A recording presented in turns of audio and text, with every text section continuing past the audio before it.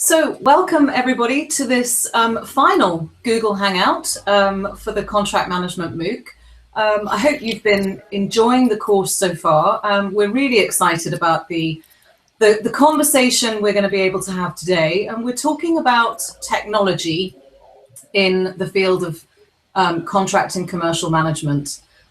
Before I start, I just want to remind everybody that you can post questions to the group. We've got a big group of people to discuss this topic today, so please feel free to post questions either in the YouTube chat or alternatively on the Future Learn step. And if you happen to be watching this after the event rather than live, then obviously you can post questions through Future Learn or directly to IACCM if you wish. So without further ado, I'm delighted to welcome everybody today. I think probably Tim and I go without very much introduction because you'll have seen our faces several times now before, but Tim obviously is the CEO of IACCM and I'm the Chief Operating Officer of IACCM. So without further ado, I'd like to hand over to Marc, Kingsley and Ed just to introduce themselves. So Marc, perhaps you can go first. Okay, my name is Marc Dangeard. I am working on an open source solution that's called CommonAccord, which allows you to produce documents in a structured format, which becomes very relevant when you start talking about smart contracts on blockchain, and also helps when you start looking at issues like GDPR, the global regulation for data protection that will become effective May 2018. Thank you, Marc. Thanks very much. Kingsley, let's go to you next. Hello, I'm Kingsley Martin. I'm in Chicago. Hello, everyone. My work is focused on both contract standards, the creation of standard modular language for contracts that can be used globally, and also contract analytics, the ability to examine and analyze a sample set of contracts and determine how they're organized, what clauses they contain, find the standard language of every clause, all deal-specific variations. And we're also working on capability to extract key data out of those contracts, hopefully spawning a myriad of different contract applications. Thank you, Kingsley. Thank you very much. And Ed, finally to you, please. Good afternoon, everyone. So my name is Ed Taylor. I'm an entrepreneur based out of Berlin, and I run a company called Synergist.io. So what we do in a nutshell is help companies automate contract negotiations. So we have a software-based tool, software as a service, and it basically helps companies to increase efficiencies around the negotiations of contracts. We've enabled a technology layer that helps negotiations become machine readable, and we're looking at some interesting use cases for the technology. So for example, we've recently developed an automated bot that allows you to negotiate contracts autonomously, and also have introduced intelligent mediation, so ways which you can use technology as a third-party mediator to help you identify compromises or common ground without needing to publicly disclose all of your internal preferences. Fantastic.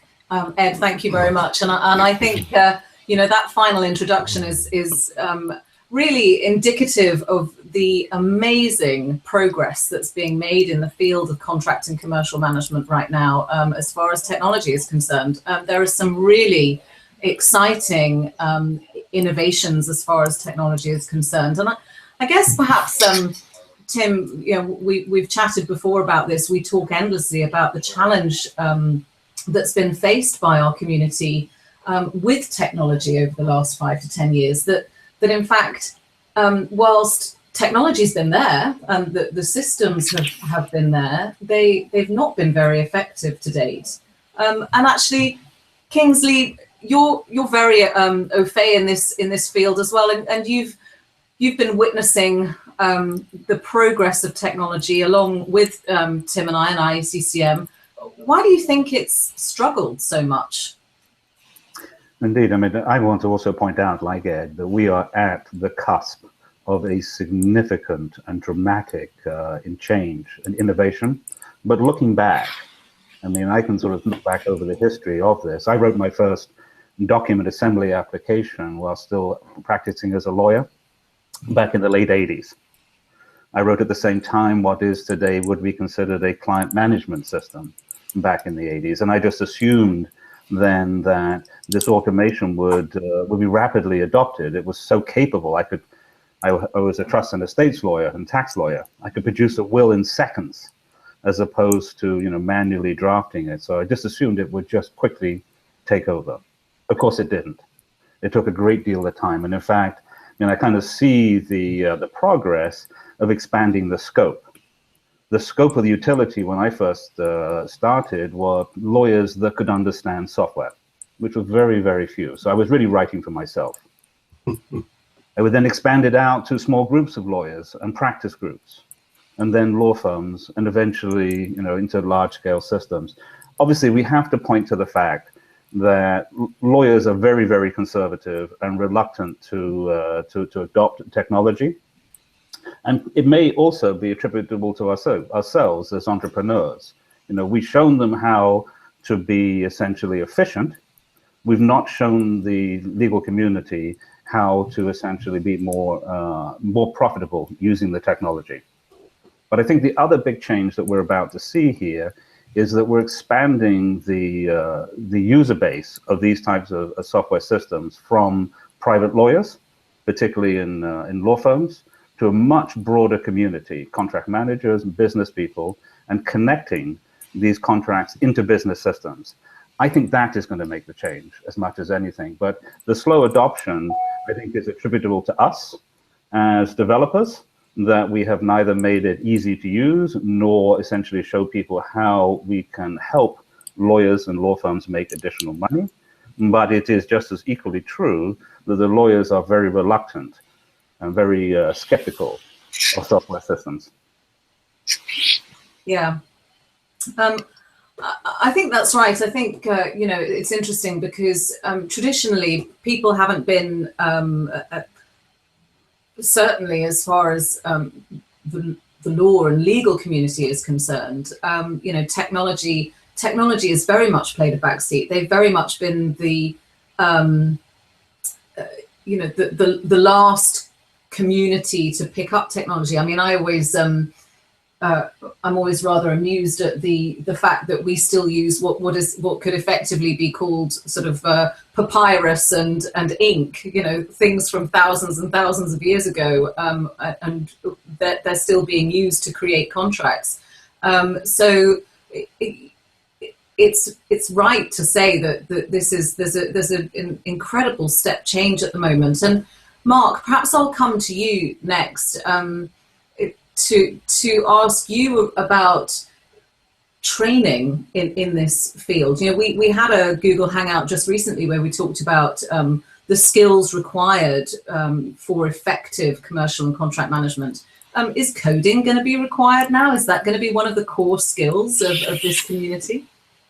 I think so, yes. I think it's going that way. And the good news is I think the kids out of school or have the right culture for doing that. In my own experience, I come from the high-tech world, so I'm not a lawyer. I was involved with legal documents through CommonAccord, but talking to students out of school, they understand computers, they can quickly start playing with a solution and produce documents with the CommonAccord format. So it's easy for them to get into it, and I think we've reached that point where the whole world of legal realizes that there is no escaping getting into this as well.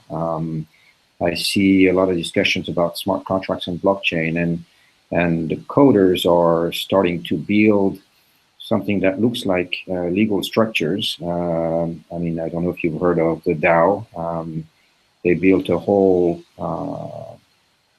financing system that was supposed to be totally independent, and they did it with absolutely no legal anything. There was just a small company in Switzerland somewhere, but no real legal doc of any kind, except one sentence on the website saying code is low, and that was it. And so the developers are getting into these decentralized autonomous organizations. The lawyers are scratching their heads trying to figure how they stay relevant in this world. And of course they do, because the DAO was a perfect example of how it can go wrong. I mean, because it did. Code has bugs, and somebody was able to funnel 60 million out of the fund without going through the process. So they discovered the concept of governance and why it's useful to have a legal context around these structures. But still, for lawyers, it's a lesson that you have to jump on board. And actually, there was an article today in a French newspaper saying just that this is the rise of the lawyers coders. So I think we're there. Yeah, that's interesting. And of course, when we talk about lawyers, really what we're talking about is anybody who's involved in the contracting process. And there's some great questions coming through, which is fantastic. Ed, I've got a fantastic question for you, which I'll come to in a moment. But I want to just pose this one. And Kingsley, I'm going to pick on you for this one, if that's okay. This is from Marcus. He says, no matter how complicated and efficient the technology, is it fair to say that it will always need to be balanced by some form of human interaction? In brackets, he says, I'm hoping you're going to say yes, or we'll all be looking for a new career. We've talked quite extensively about this. How much is technology going to replace a lot of what humans do right now? It's a very complicated, nuanced question. I mean, the answer is yes. But of course, it is a very complicated sliding scale. The way we are building these software systems is, of course, from the most basic tasks up to the most complex. So you have to answer the question within that. And the way that I see this, this entire field progressing is that we first use the software to find the relevant material. And I would say, without a doubt, today, a computer system is probably more accurate in finding relevant material than any human, including expert researchers. The next stage up is that we want to take those results and analyze them and identify the relevant issues in a case, the relevant elements of a business transaction, and just point out to the expert what are the key considerations to be considered. And at the final level, of course, we want to use the software to optimize the answer, to be able to predict the right approach.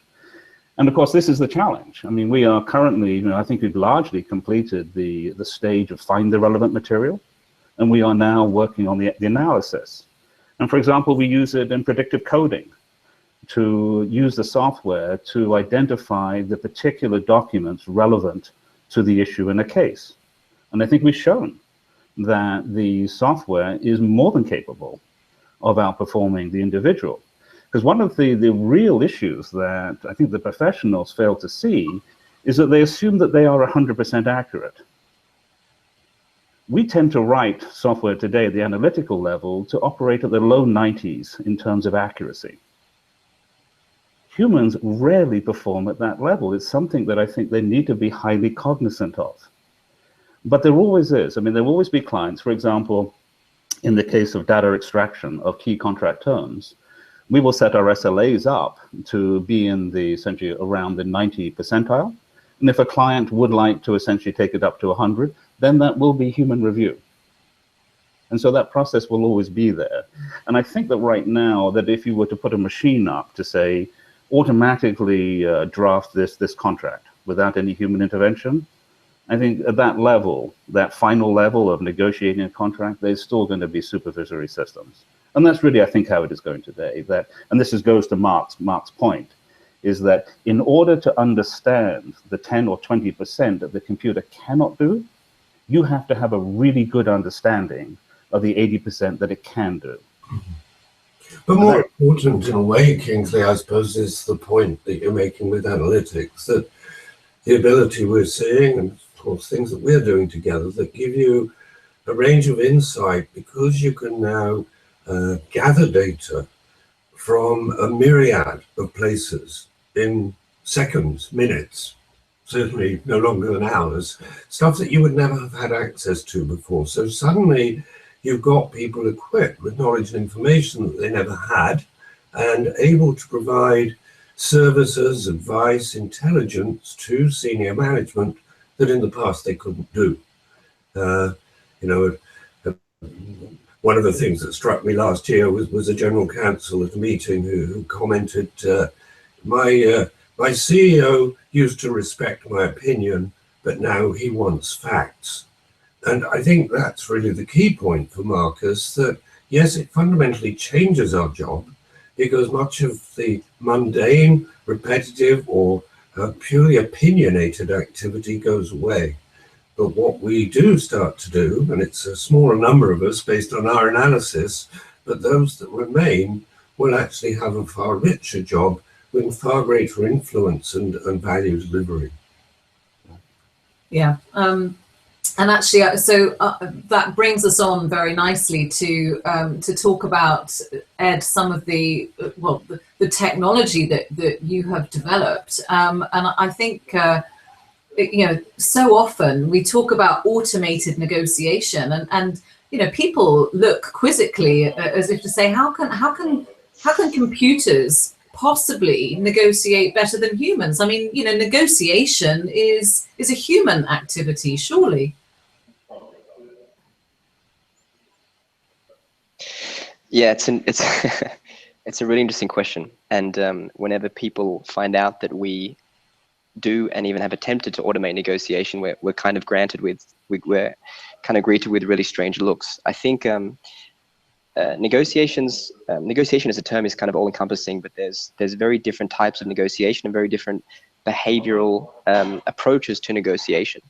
And the way we look at this is kind of breaking it down based on a number of criteria, but primarily kind of volume and complexity of contracts are a really good indication as to how much time, energy, and effort people spend trying to negotiate a specific outcome. So, for example, with our technology, if we were to try to approach an M&A transaction, incredibly complex, hundreds of pages, lawyers on both sides, not only negotiating based on principles, but negotiating the individual interpretation of specific words and grammar within sentences. This is an incredibly complex construct, and I don't think there's any technology yet available that is sophisticated enough to completely autonomize that process.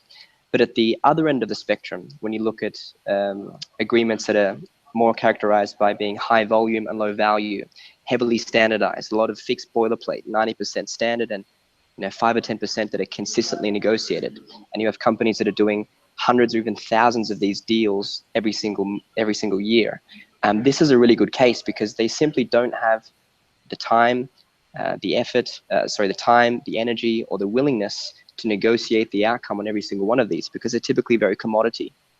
And if you throw technology at this, you can very easily begin to see that there are certain characteristics of how these negotiations actually run. The same types of terms are negotiated, the same types of alternatives are discussed, the same types of outcomes are agreed. So statistically, you can kind of see that there are trends, and you can have technology put in place to essentially, if you will, emulate that activity that a human would do, just with far more accuracy and far more efficiently. Yeah, and one of the questions that came in, it's come in from Alan Asante, who says, negotiations include compromises. He says sometimes, but I would say almost always include compromises and discretion that comes from a healthy business relationship and experience. How will technology improve upon this aspect of contract management? And I think before I go back to you, Ed, and get your sort of your take on that particular comment from the chat, I've known many a negotiation cause or significantly damage a business relationship, such that that if the agreement is signed, there's a whole bunch of work that needs to be done from another part of the business to sort of rebuild a relationship or create a new relationship elsewhere. So it's interesting that, again, it's this concept of the difference between technology and human. So you would obviously say that technology would support the development, creation of healthy business relationship, actually in a bigger way than humans do. Right, and I think to Alan's question, this is less about automation and more about what we would term mediation. So yes, discretion is required, and yes, every person in a deal has their own kind of behavioral approach and has their own negotiation-based strategy, if you will. One of the key challenges we see in negotiations is the selective sharing of information.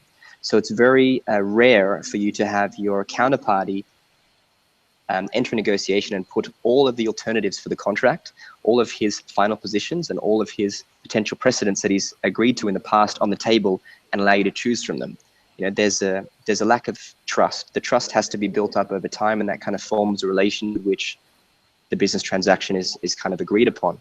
What we find is this selective sharing of information hurts the relationship, because there may actually be an intent to agree, but people will be so hesitant about sharing, I guess, potentially confidential pieces of information that they do this kind of negotiation dance. And it takes, instead of taking hours or days, it can take weeks or months until you have built up the rapport, asked the right questions, and more often than not, actually are just sick and tired of talking about something and just want to get a deal done and kind of get to the point. Technology can be used very interestingly in this case for mediation, because it can act like a third-party mediator. If you have the right setup in place, you're essentially able to allow technology to accept data points from either party confidentially, and the technology can essentially walk people through a process to identify common ground.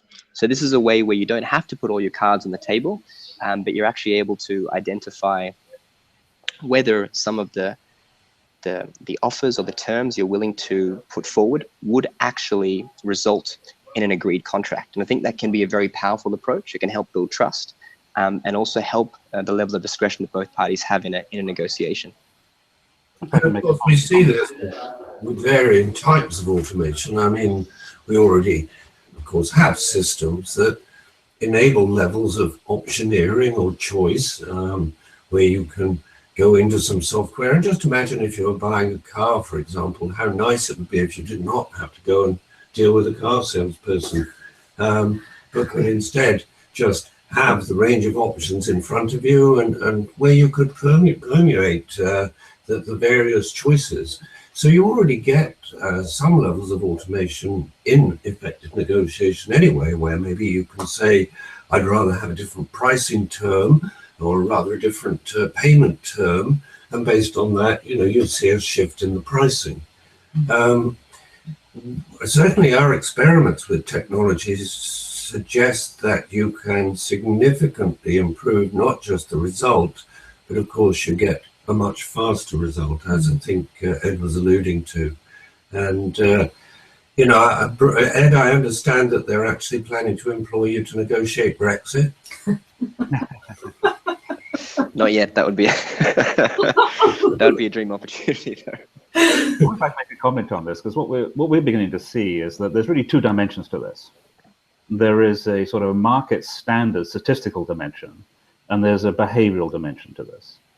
And so one thing that we can track with the software and analyze the sample set is find where the key negotiation points are, and commensurately find out where the less sort of negotiated points are, the more standard. So we can identify where the variation is, and then we can track where you are compared to that market standard. And to make an interesting observation to Ed's point, one of the most interesting things that we found from the analytics is that there is a reverse sort of commonality or consistency between the complexity of the transaction and the variance of the contracts. A merger agreement, while many times more complicated than, say, an employment agreement, is today much more consistent and standardized in terms of the elements of it and the components. And with that, we can detect the variation.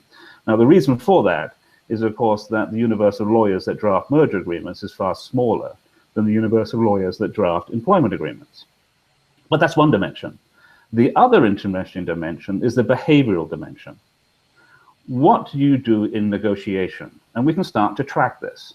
Do you start from an egregiously position favorable to one side and lengthen the negotiation process? Or do you start in a more sort of fair or neutral position? And we're literally getting to the point where we can actually advise lawyers and say, I see you've included that point. You know you've just extended the negotiation period by 4 weeks. And your likelihood of getting this deal point is precisely 22%. So we can literally tell you've got the measure to market and measure to behavior. And both of these things together, I think, will improve both the efficiency, speed, and the quality of the end result. Yes, it's really fascinating. And Kingsley, you know, one observation from our perspective, we're working on so many different projects at the moment, and actually, you know, a couple of things that I'm doing at the moment spring to mind. But in one instance, you know, we're talking to organisations about you know, creating principles, and there's a fear factor that exists, because certainly one particular organisation is worried that it's going to essentially weaken their negotiation position. But if they're putting it out that they're happy to, rather than starting at an extreme, that they're happy to start somewhere in a reasonable central position and reasonably neutral, that somehow weakens them. Indeed, if they behave reasonably, it could damage their reputation. But I think we can also draw a distinction between the routine contracts and the sort of the key, you know, strategic bet the business type contracts. Clearly, you want to negotiate that with the, you know, the greatest focus on your own interests. But on the standards, I think what we might see here, and one possibility in the use of the technology, is that if we can distinguish the negotiated from the standard and break them out, don't we end up with something like the ISDA master document, in which these are the most complicated transactions, you know, interest rate swaps, that are actually driven by a standard neutral document, a fair document, which we then we negotiate a schedule of the key terms, much like what Synergist does.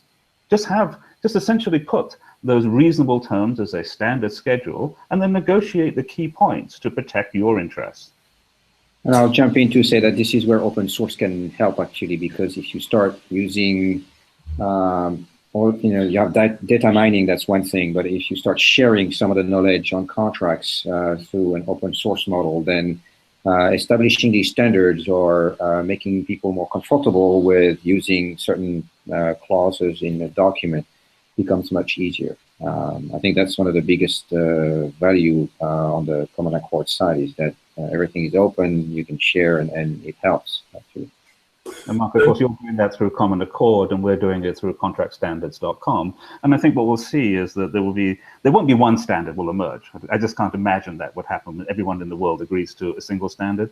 But there will be multiple sort of shared standards, hopefully integrated, linked in some manner, that will bring about that, and that we can essentially break out the non-controversial from the highly negotiated controversial pieces of the contracts. And there are a few things that could help, actually, because first of all, to do contracts, you need two people, so they need to agree on something that we'll do together. And it's somewhat viral, because if I do certain things one way, then I want to do the things the same way with everybody else, so it tends to help spread somewhat of a standard. The other thing is you start getting into the world of smart contracts and blockchain, then, you know, you're talking about shared databases, which means shared data models, which means, again, you're using something that is going to start looking like a standard. If you stay with your own format and everybody else on the shared ledger is on another format, then it's not going to work. So I think there will be actually emergence of some standard at some point. You know, and I don't know when it will happen, or it may be standard per verticals, maybe something like that. But it's bound to happen that things will somewhat converge. And if you talk about GDPR, you have the same problem. You know, one of the requirements for GDPR is that the data should be portable. Well, great. So now you have a bunch of contracts, and they include personal data, and it needs to be portable. That means not just export to a CVS file, because that's going to be useless, but it means export to some data format that can be reused by the next company, so that you can actually switch provider.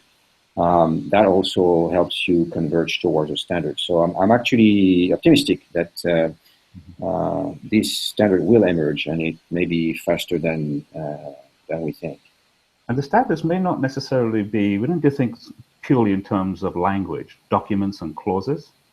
some of these standards are going to emerge through applications. You mentioned the blockchain. I mean, that is a sort of an application that we can build contracts on that handle primarily the payment systems. But you can see the emergence of other applications that might integrate insurance, whether title insurance, reps and warranties insurance, or other forms of insurance, that can essentially protect interests in contracts. We're beginning to see the emergence of applications that might seek issues with regard to compliance with Brexit issues, compliance with government regulations, financial or healthcare.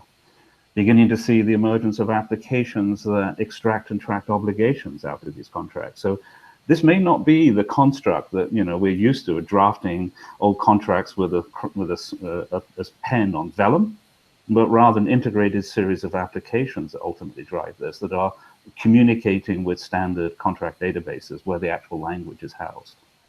And I think go back with this to your original question, Sally, which is what's changed. And I think the point is that the original technologies certainly had elements of value. It was helpful to organizations to have repositories for their agreements so you could find them. It was helpful to be able to undertake search around particular clauses and terms. And there was a degree of streamlining, but it was always in the context of the traditional business process.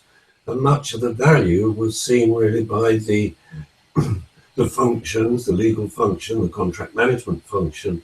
It wasn't really something that was designed to make the life of the users of those contracts easier. And it certainly didn't do anything to make the contracts themselves more understandable. So the adoption rates, I think we've seen, were relatively low, and a lot of organizations finished up with an expensive repository but no real life cycle management.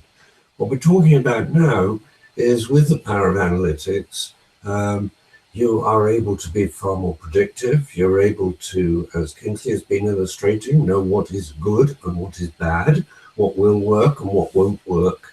So we're beginning to see the emergence of contracts and contracting as a fundamental source of business intelligence. And that, as we know, is the transformational element, because, of course, it suddenly elevates contracts into the place they should be as core economic assets and core governance and management methodologies for management, not only of the complex networks that we've created today, the interdependent organizations that need to be bound together in a common understanding of purpose, but it also does allow that monitoring of obligations and compliance in a much more proactive form. So the technology is really doing what it needs to do in a network world, stepping into a space where it helps organizations to understand how to construct relationships that will work. I think it's all very interesting, and one of the things I wanted to pick up on as well is the mindset shift that needs to happen. I mean, and I'm really interested to perhaps I'll go to all of you in turn on this particular topic, but it's one that I'm really interested in, very passionate about. I believe truly that there needs to be a fundamental mindset shift, and as Tim just pointed out, what we use contracts for today isn't what we used contracts for even 20 years ago. It's not about one-to-one exchange of product and money. It's much more complex than that. So the rise of technology is essential, frankly. But Kingsley, maybe I'll come to you first. Do you see that mindset change? I mean, lawyers have enjoyed shrouding themselves in complexity, and nobody can write contracts but them, for example. And now we're talking about open source and standards. How is that going to be comfortable as well? Well, I think you've really hit upon it. I mean, the mindset change is absolutely fundamental. I mean, when I started working in drafting contracts and negotiating, I mean, and today I think many lawyers still see these instruments as primarily legal instruments with some business aspects to them, and therefore they control the whole process. And we see this this sort of particular division inside of law firms between lawyers and non-lawyers, and that they've really sort of. Oh, there we go. Carry on, Kingsley. Sorry. Okay, it makes sense when we were primarily negotiating purchase agreements, where the parties came together just for the purposes of the exchange, and then assets were transferred, money was transferred. And of course, today, the big mindset change is that the majority of the contracts, particularly in the B2B context that we're working at, are ongoing service relationships. They have many, many more business connotations. And I think more people are seeing these now as business instruments with some legal implications. They're primarily drafted for, and they're primarily used by business people. And so that, I think, we have to change. It's going to be almost wrenching, I think, for many attorneys to shift their mindset to realizing that this is not something that they control exclusively, but they will have to work cooperatively with a large range of people, including business people and technologists, to work in this new world. And I can't imagine, having come from the private law firm background, how much of a challenge that will be. And whether the law firms, the incumbents in this, will drive this change, or will it come from third-party sources, vendors, or the contract managers themselves? Absolutely, yeah. And it's interesting to think about where that drive might come from. And will the head of the contracting process even be a lawyer? Yeah, yes, absolutely, indeed. So just to remind all of you who are watching, and if you have any questions, please do post them in the YouTube chat or the Future Learn step. We're very interested to hear from all of you. Ed, perhaps I can come to you. We're talking about this mindset shift. How much of a challenge do you think it is? And in your experience with what you're promoting now, this essentially machine-enabled negotiation, how much of a pushback are you getting? So it's interesting. I think we're really privileged to work with a lot of really great advocates and champions. So I'd say the majority of people, most definitely more than half, this is where the industry and this is where technology is kind of going. So I think for the most part, the mindset is there, and the willingness to want to explore and understand and test is always growing. I think the challenge that we see people facing, especially in large companies, is the incentive structure. So I think if you look at a law firm, for example, the incentive structure is still heavily based around hourly billing and trying to make every engagement as profitable as possible. That means generally pushing the more tedious tasks down to the associates, and then having the partners work on the higher paid, very high value, high profit deals. And I think in businesses like law firms that have these kind of really old, archaic monetization models, they tend to by nature resist the adoption of technology. Because when you introduce technology and essentially reach an outcome faster, which by all accounts everyone agrees is a good thing and the right thing to do, it actually conflicts directly with the way that they monetize their most profitable revenue channels. And I see this as well in large companies. There's definitely a willingness to do this, but the incentive structure of the company doesn't encourage this notion of entrepreneurship, this notion of trying things out, testing and seeing how we can actually extract value from these new forms of technology, these new applications of technology. I guess we're really confident that over time, the incentive structure will align. But what we need to do as a kind of young and sort of pioneering company in this space is really look for the early adopters, look for the ones who have the mindset. They have an incentive structure in their organization that allows them to test and experiment. and they're willing to try things out and see what new forms of value that they can extract. These companies are a little bit more few and far between, but the number is always growing, and I think it will continue to grow. But in my mind, those two things need to line up properly for that shift to happen. Yeah, it's interesting, and you know, your point on the early adopters is an interesting one. It's kind of creating that competition essentially, because you know, once an organization sees the progress that a competitor, for example, is making, then all of a sudden it starts to drive a different mentality. And we've had an interesting question, and Marc, perhaps I'll pose this one to you. This is from Marianne. Could some of the mindset shift to use technology be fear of the unknown, including being outsourced? I mean, I think this comes back to the point where, you know, are we still going to have a job, or is all of our work going to be replaced by robots and machines of varying degrees? So, I mean, Marc, how do you allay that sort of that fear, really? So I would say yes, actually. I would say that fear is definitely the driving thing at this point.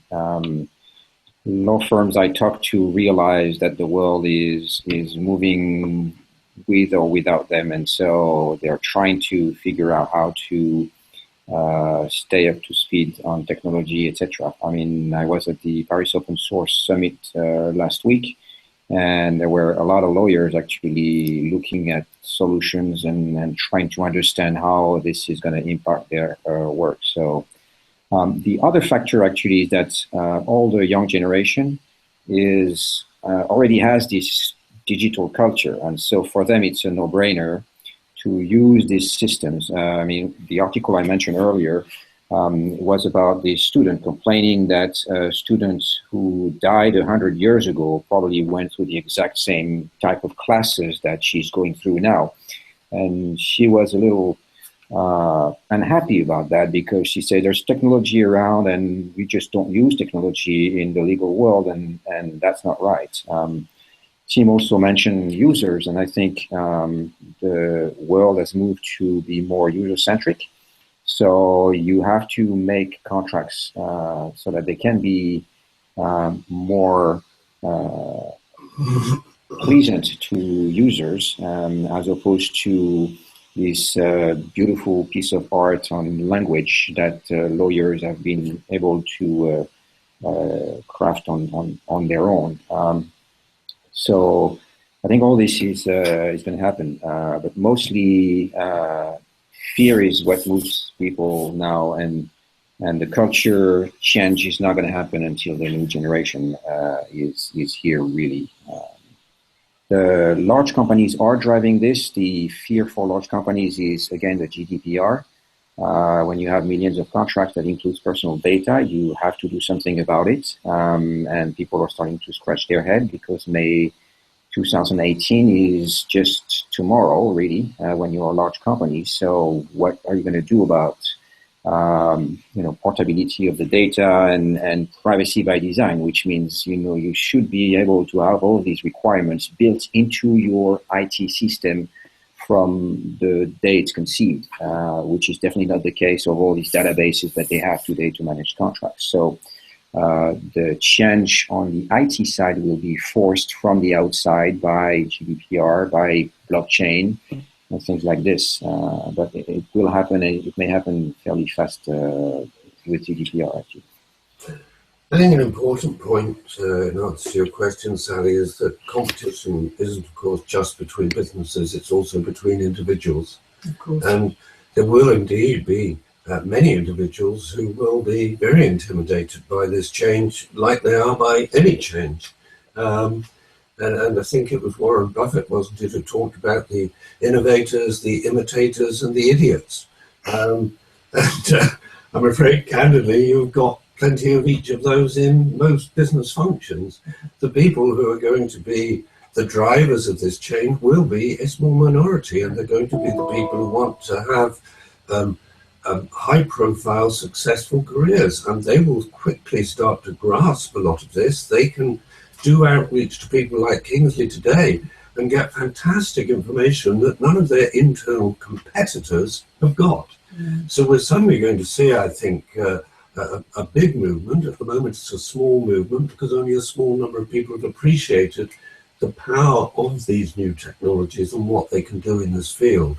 But as soon as a number of them are pushing this, promoting it, talking to executive management, going with data and facts that nobody else has ever gone with before, they are quickly going to be imitated by many others. And yep, there will be those idiots, but they're not on this program because they don't really want to know about what's going on. So I think a good sign, if you're here today listening to this, you've probably got a good future. I think this is truly, this is a classic case of the Charles Christensens Innovators dilemma. And I can't pretend that I know the answer to this, but we in the next few years are going to see this thing play out, which is that Charles Christensens' proposition is that if innovation occurs incrementally, the incumbents will be able to adapt, although they're showing incredible reluctance in this case to adapt. The other possibility, of course, is that the innovators move ahead too quickly. So innovation will not come from the incumbents, it will come from without. I guess if I had to pick today, I would think that this is a case that the innovators are going to move faster than the incumbents. But I think at the same time, I mean, there's certain part of my sort of social consciousness says, we've certainly issued the fear. How can we help? Yeah. How can we allay that fear? How can we show that this is not going to fundamentally replace, as we said before, there's always going to be a role? How do we help people learn and adapt to that new role? And it is that conjunction of people and technology that, of course, is going to be the winning ingredient here. You do still need judgment. You do still need people who are, you know, I think somebody was raising this about the point of in negotiation, you know, surely you need people making judgment. Yes, you do. But of course, they can be making that judgment behind the machine. They don't have to make it face to face. So it's the, I think it's a fundamental alteration in the way we do things necessarily than in what is done. And that makes it a very, very exciting environment. I'm a little bit more optimistic about the incumbents, Kingsley. And, you know, the only point that bothers me is that in general, I do not see the contracts commercial managers being the drivers of this change. It is actually the lawyers who, by and large, are the ones who are driving a lot of these adoptions. That's true, yeah. And I think, you know, lawyers are an intelligent bunch of people and they're mostly quite materialistic. They're not going to miss an opportunity. I have to agree with that. Yes, they are pragmatic and adaptable, and they will adapt to change. And there's no real need right now. If you can still bill by the hour, good for you. I mean, if you can bill at $1,250 an hour, excellent. You should continue. But there are other opportunities. What I fear is that not so much, we're not going to change traditional practice, but there's new opportunities that without adoption, the existing incumbents may not benefit from. Yeah. Kingsley, just to add to your point, to bill at bill on an hourly basis, they do that because there's a market of customers who are continually willing to pay for services on an hourly basis. And I think once that demand shifts and the expectations in customers' minds aligns with the abilities of technology and the applications of technology, you know, customers should no longer be willing to put up with paying, let's say, 100 hours for a service from 2 associates when they could receive the same outcome within a few hours using some form of automated technology. But as long as that demand from the customer side exists, it will continue to be exploited by law firms. Therefore, there is no incentive to change. Yeah, and certainly the adoption, and you know, we've seen examples of this already. You know, the adoption of technology by law firms allows them to dramatically cut their costs. So you know, thereby increasing profit margin. But again, I think it comes back to this mindset shift of you know, actually we can do things differently, and it doesn't mean that it's bad news for everybody. And it isn't replacement. I mean, it is, as many said, we're using the technology to augment human capacity, not replace it. Absolutely, and I think that's so important that this is, you know, technology is here. It's designed as, you know, Tim said, you know, opinion is no longer really valuable. Fact is really important, and technology is able to provide fact, and as you say, to augment and to to improve the quality of the work that everybody's doing. So I think on that basis, it's to be embraced. We're going to have to bring this discussion to a close. I know we could all sort of carry on regardless, but just perhaps, you know, Marc, I can see your back. Just a final thought from you. Kingsley and Ed have sort of had their concluding remarks. So I just wonder if there was anything that you wanted to add before we sign off. No, just to go along with what was said, I think law firms are pragmatic. They are ready to move actually there whenever a customer will ask for change, and so it will happen. I'm actually fairly optimistic, and again, this GDPR I think is going to be a big opportunity for us, a bit like Y2K. So I think that's where things will happen. Yeah, thank you. Well, Ed, Kingsley, Marc, thank you very, very much for your contribution today. It's been, as always, a fascinating conversation. We could go on for hours. But we won't, or we will separately perhaps. But Tim, thank you very much indeed as well. Well, I hope you've enjoyed this conversation. And as I said before, if you've got questions, if you're watching a recording of this and you want to get in touch with any of our panelists, then you can contact IACCM and we'd be happy to help answer your questions and put you in touch. So thank you very much indeed, everybody. Thank you. Thanks. Thank you. Bye-bye. Bye-bye.